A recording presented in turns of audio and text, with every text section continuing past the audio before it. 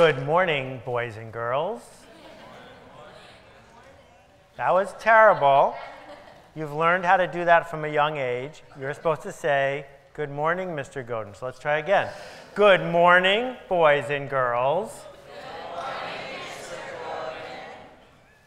Have you thought about what that's for? Have you thought about how for 100 or 150 years that was ingrained into the process of public education?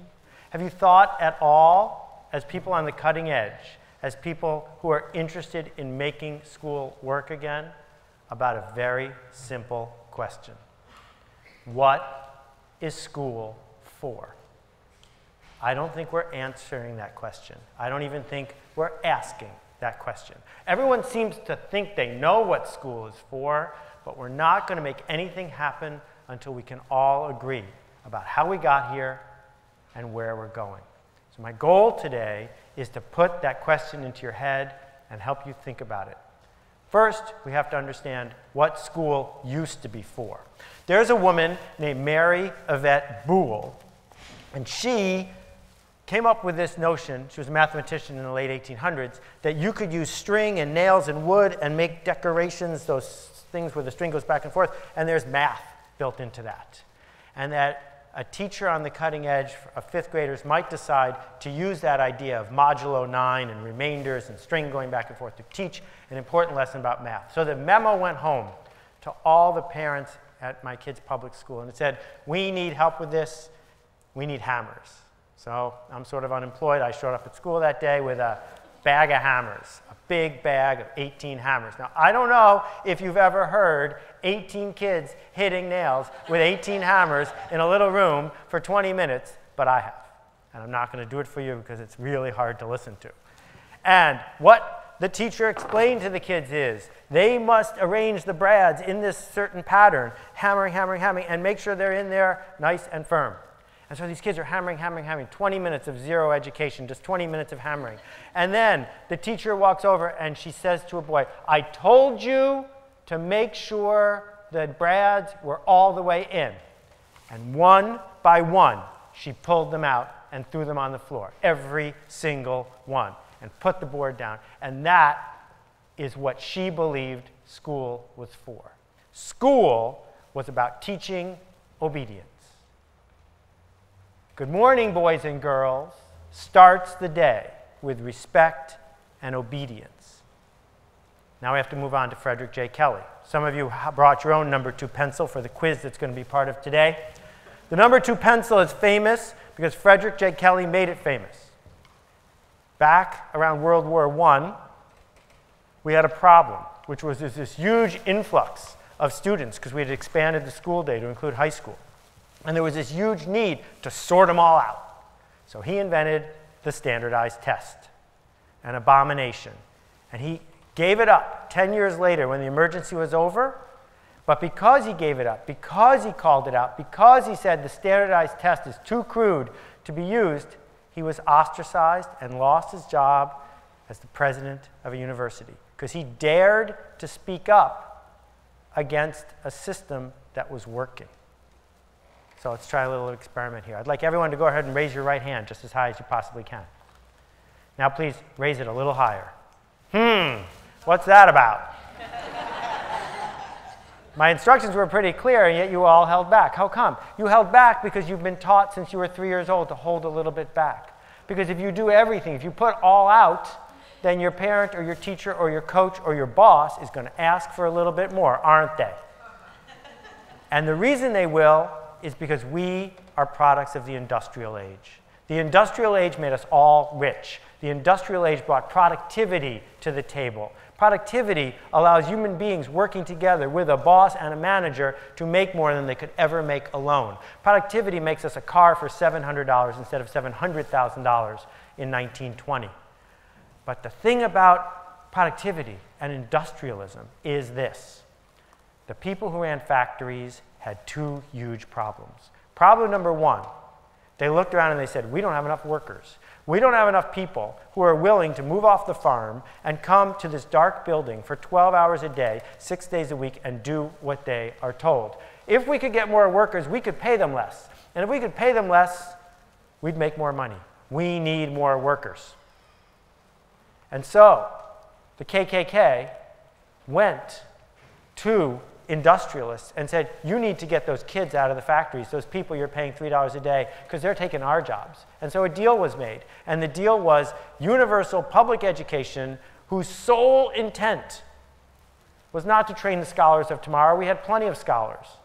It was to train people to be willing to work in the factory.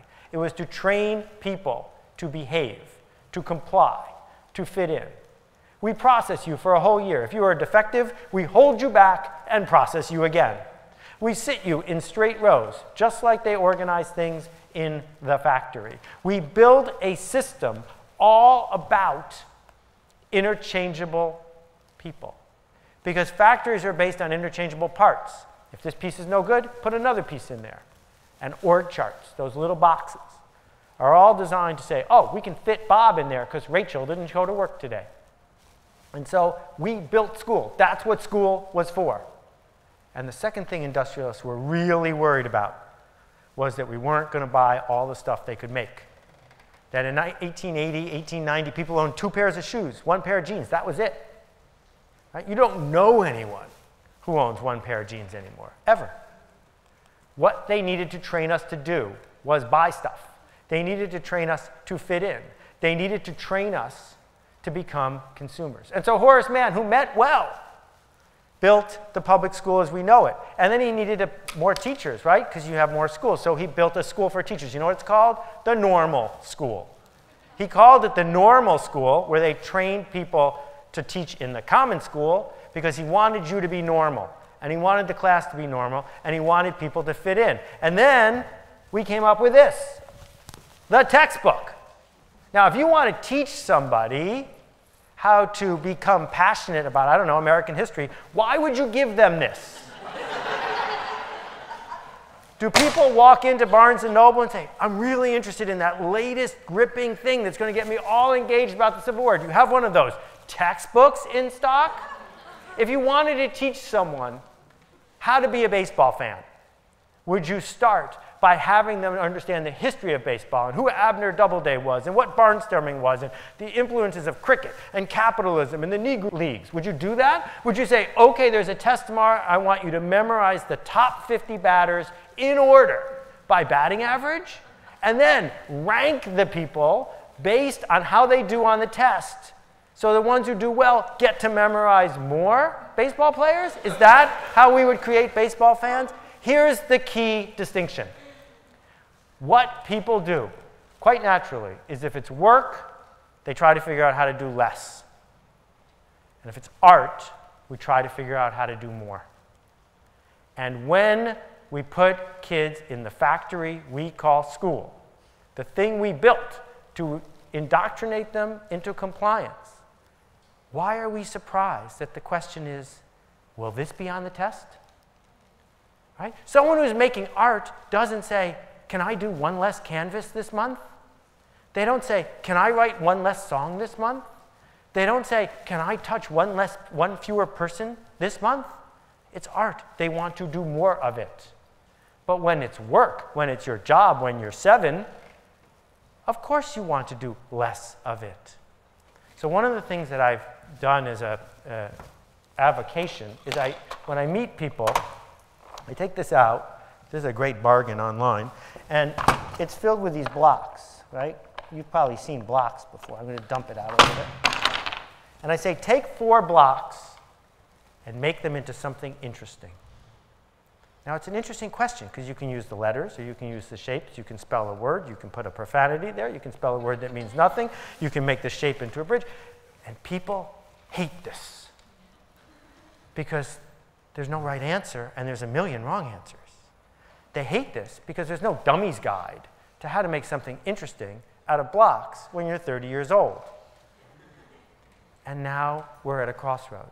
We're at a crossroads because as a culture, we say, the only thing we care about, the only place we're willing to cross the street to go, the only thing we're willing to buy, the only person we're willing to vote for, the only stuff we're willing to talk about is interesting, is art, is new, will touch us, is valuable. And then we spend all of our money and all of our time teaching people not to do that. And so we're now at this crossroads because technology is here too. And the technology says, you know what? For the first time in history, we do not need a human being to stand next to us to teach us to do square roots. For the first time in history, we do not need a human being to teach us how to sharpen an axe, because the internet connects us all. And so I want to share with you 8 things that I think are going to change completely if we decide how we want to answer this question, or maybe even if we don't. 1, as Sal Khan has pointed out, homework during the day, lectures at night. World-class lecturers lecturing on anything you want to learn to every single person in the world who's got an internet connection for free. And then all day, go and sit with a human being, a teacher, and ask your questions and do your work and explore face-to-face. It's stupid to have the same lecture being given handmade 10,000 times a day across the country when we can get one person to do it great for the people who want to hear it. Number 2, open book, open note all the time. There is 0 value in memorizing anything ever again. Anything that is worth memorizing is worth looking up. So we shouldn't spend any time teaching people to memorize stuff. Number 3, access to any course anywhere in the world anytime you want to take it. So this notion that we have to do things in a certain order, which is based on physical location and chronology, makes no sense. Number 4, precise, focused education instead of mass batch stuff. That's the way we make almost everything we buy now, right? It used to be you could have any color car you want as long as it was black, so we could keep the assembly line going. But now they make 10,000 kinds of cars because they can. So we should make 10,000 kinds of education. No more multiple choice exams. Those were invented to make them easy to score, but computers are smarter than that. Measuring experience instead of test scores, because experience is what we really care about. The end of compliance as an outcome. The resume is proof that you have complied for years and years and years with famous brand names, and it gets you your next job. It's worthless now. And cooperation instead of isolation. Why do we do anything where we ask people to do it all by themselves when then we put them in the real world and say, cooperate? 4 more. Teacher's role transforms into coach. Lifelong learning with work happening earlier in your life. And really important, the death of the famous college. Not good college. We don't know what a good college is, but we know what a famous college is because someone ranked them as famous or because they have a football team that's famous. Why on earth are we paying extra? Why on earth are we working harder to comply and be obedient just so we can get a famous brand name that has no relevance to success or happiness put after our name? I want to show you one more device I have over here as I start to do this. This is called an Arduino, and it's a little bit like a Raspberry Pi. They're both electronic devices that cost $20 to $30 each. Raspberry Pi, which you can buy for $25, has on it the complete Linux operating system, a USB port, audio out, and a monitor. So if we take that cable and that keyboard and that monitor we already have in front of almost every kid in this country and hand them one of these, we can then say to them, go build something interesting and ask if you need help. Why wouldn't we want to teach our kids to go do something interesting? Why wouldn't we want to teach our kids to figure it out? And yet, every day we send kids to school and say, do not figure it out. Do not ask questions I do not know the answer to. Do not look it up. Do not vary from the curriculum. And better, comply. Fit in. Be like your peers. Do what you're told, because I must process you, because everything in my evaluation is based on whether or not I processed you properly. So there are 2 myths I want to close with. The first one, and we got to be really honest with ourselves about this. Myth 1, great performance in school leads to happiness and success. If that's not true, we should stop telling ourselves it is. And 2, great parents have kids who produce great performance in school. If that's not true, we should stop telling ourselves it is.